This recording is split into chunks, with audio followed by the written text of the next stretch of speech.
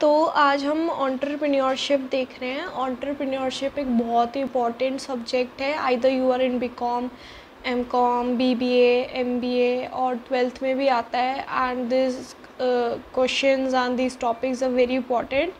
और इसको मैं बहुत सिंपल तरीके से आप लोग को समझा देती हूँ। सी, एंटरप्रेन्योर कौन होता है? एंटरप्रेन्योर एक बिजनेसमैन होता है, पर वो जो बिज़नेस कर रहा है, वो जो क्रिएटिव चीज़, कोई प्रोडक्ट जो मार्केट में ला रहा है, वो एकदम नया है। उससे पहले वो नहीं था, मतलब मार्केट में उससे पहले उस चीज़ की वो चीज़ थी नहीं, उसने लाई and because of that only उसका बिजनेस बना, सेटअप हुआ एंड स्टार्ट हुआ। So that is what an entrepreneur is. और एंटरप्रेन्योरशिप क्या होती है? एंटरप्रेन्योरशिप होती है जो, जैसे कि एंटरप्रेन्योर जो काम कर रहा है वो एंटरप्रेन्योरशिप आ गई। अब एंटरप्रेन्योरशिप के अंदर क्या क्या होता है, that is what we gonna study over here. ठीक है, एंटरप्रेन्योरशिप जो है वो दो वर्ड से बना है। The first is entrepreneur, that is a French word, and second is Unternehmen, that is a German word। दोनों को मिला के मतलब बनता है undertaken, मतलब कि those who took the risk and a new enterprise, वो लोग जो रिस्क ले रहे हैं और नया एक एंटरप्राइज ले रहे हैं। हमारे एंटरप्रेन्योर्स क्या करते हैं? कोई नया इनोवेटेड आइडिया लाते हैं, कुछ नया मार्केट में लाते हैं। तो दो चीज़ें हो सकती है, एक तो वो चीज़ चल सकती है या तो वो चीज़ एकदम फेल हो सकती है। तो that is why entrepreneurship is a very risky thing. दूसरा देख लेते हैं, entrepreneurship is a dynamic activity which help to the entrepreneur to bring change in the process of production, innovation in production, new usage of material, है ना, creators of the market। Entrepreneurship में क्या होता है? एंटरप्रेन्योर एक ऐसी नई चीज़ ला रहा है मार्केट में, जो नया प्रोडक्ट है, जो नए तरीके से बनाया गया है, उसका प्रोडक्शन नया है, उसका यूसेज नया है, उसका मटेरियल नया है। सबसे बेस्ट एग्जांपल एंटरप्रेन्योरशिप का या फिर एंटरप्रेन्योर बिजनेस का हमारा ज़ोमैटो है। खाना पहले भी डिलीवर होता था, पहले भी रेस्टोरेंट्स खाना डिलीवर करते थे, डोमिनोज़ वाले करते थे। पर ज़ोमैटो ने क्या किया कि हम सारे रेस्टोरेंट सबको इकट्ठा आपको दिखाएंगे कि किसके पास कितनी रेटिंग है, कौन कितने पैसे पे दे रहा है। कि डोसा ये 100 में दे रहे हैं तो ये वाला रेस्टोरेंट डोसा 110 में दे रहा है, पर ये लोग इतना छोटा डोसा दे रहे हैं, ये लोग उसी से सिर्फ 10 रुपये ज़्यादा में डबल बड़ा डोसा दे रहे हैं। तो दैट इज़ व्हाट ज़ोमैटो डस। ज़ोमैटो की इनकम कैसे होती है? ज़ोमैटो एक तो इकट्ठा रात, मतलब एक पीरियड ऑफ टाइम में इकट्ठा बिल पे करता है रेस्टोरेंट को।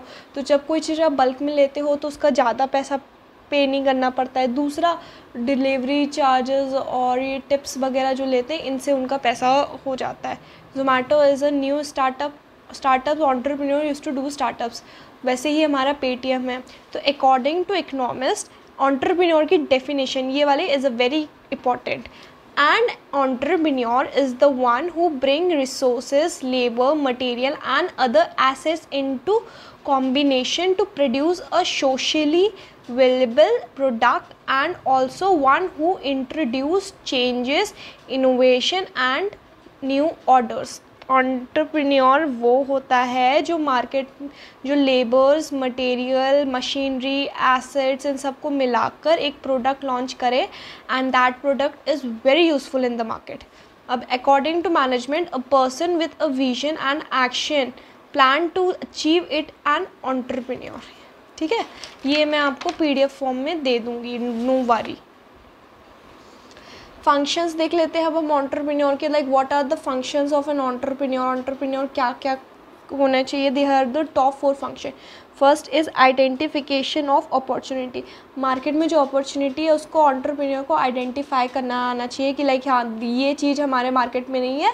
जैसे कि आपके मार्केट में एक स्टेशनरी की तो बहुत शॉप्स है, पर फोटो स्टेट की कोई शॉप नहीं है। तो that is how you should seek the opportunity. Second is introduction of a new product. नया प्रोडक्ट लॉन्च करना आना चाहिए। गैदरिंग रिसोर्सेज और introducing new method of production.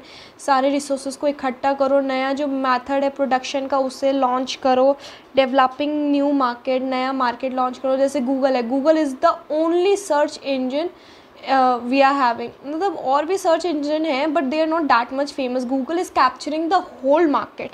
है ना। अब कैरेक्टरिस्टिक्स ऑफ एंटरप्रेन्योर देख लेते हैं, एंटरप्रेन्योर्स के क्या क्या कैरेक्टरिस्टिक्स होते हैं और कैसे कैसे उनका मतलब होना चाहिए। सबसे पहला कैरेक्टरिस्टिक्स एंटरप्रेन्योर का is that they should be having a good vision. He is able to visualize market demand, social, economic, environment and future of the business venture. Venture क्या होता है, पहले वाले वीडियोज़ में देख लो, लिंक डिस्क्रिप्शन में दे दूँगी। वेंचर तो वही होता है, विजन होना चाहिए उसके पास, ये तो सेल्फ अंडरस्टूडेबल है। फिर नॉलेजेबल होना चाहिए, obviously he has sound of conceptual knowledge about all the techniques and of his business। desire to success होना चाहिए, अंदर से दिल होना चाहिए कि नहीं चाहे जो हो जाए, I have to do this and I will be successful। like example Elon Musk के SpaceX के पहले 3 रॉकेट एकदम बर्बाद हो गए थे, चौथा was the successful। that type of desire an entrepreneur need। independence, he is independent in the work and the decision making। Okay, optimism होना चाहिए, he know how to explore opportunities. उसे पता होना चाहिए कि कब अपॉर्चुनिटी को कैसे ग्रैब करें, हम तुरंत मार्केट में हमारा काम करें। वैल्यू एडिशन होना चाहिए, like he does not follow the conventional rule by thumb. जैसे हम बोलते हैं ना, जैसे लकीर के फ़कीर टाइप का नहीं होना चाहिए, उसको पता होना चाहिए कि अरे this if we do this तो बेटर रहेगा, if we don't do this तो अच्छा नहीं रहेगा, ऐसा लाइक के। They have a desire to create innovative and add value. उनके पास अंदर से एक वो होना चाहिए कि हाँ ये करने से लाइक वैल्यू बनेगी, डिज़ायर होना चाहिए कि हमें ये करना ही है। ऐसे इनिशिएटिव देना चाहिए कि पहले कि सब सोचे, व्हेन हिज टीम, लीडरशिप वाली क्वालिटी होती है ना, जैसे टीम सोचे कि अरे ये तो इट्स टू डिफ़िकल्ट, ये काम तो 2 दिन में हो ही नहीं पाएगा, तो द एंटरप्रेन्योर शुड बी कि लेट अस स्टार्ट, होता है नहीं होता है, दैट्स द सेकेंड थिंग। तो he should take the initiative. Goal setting होना चाहिए कि दिसंबर तक हमारी 5000 प्रोडक्ट्स बिकने ही चाहिए, चाहे जो हो जाए, ऐसे गोल सेटिंग होना चाहिए। प्रॉब्लम सॉल्वर होना चाहिए, मशीन ख़राब हो गई है तो तुरंत ही शुड से कि अगर मशीन ख़राब हो गई है, सुधारने वाला आ रहा है, जब तक चलो हम लोग हाथ से काम कर लेते हैं, ऐसे प्रॉब्लम सॉल्वर होना चाहिए। गुड ह्यूमन रिलेशन होना चाहिए, उसे अपने साथ अपनी टीम का, अपनी पूरे ऑर्गेनाइजेशन का, जैसे हमने ऑर्गेनाइजेशन बिहेवियर में नहीं पढ़ा था, वैसे सबका ख्याल रखना चाहिए। He should know what is right what is wrong, ethics का ध्यान रखना चाहिए उसे, बिकॉज जहाँ पे सही और अच्छे से काम होता है वही चीज़ सक्सेस होती है। उसके अंदर अच्छी कम्युनिकेशन स्किल्स होनी चाहिए, उसे बात करना आना चाहिए सबसे। टाइप्स ऑफ एंटरप्रेन्योर देख लेते हैं अकॉर्डिंग टू कैलरन सी बेनहॉफ। पहला होता है एग्रेसिव इनोवेटिव एंड एंटरप्रेन्योर। इनके सबके मैंने डेफिनेशन लिखी है, इन उसकी लिख दी जो आपको लगे कि लाइक हाँ दिस इज़ टफ, बाकी सबका you know the name and उसको सेल्फ एक्सप्लेन कर देना कि दैट दिस इज ऐसे करके।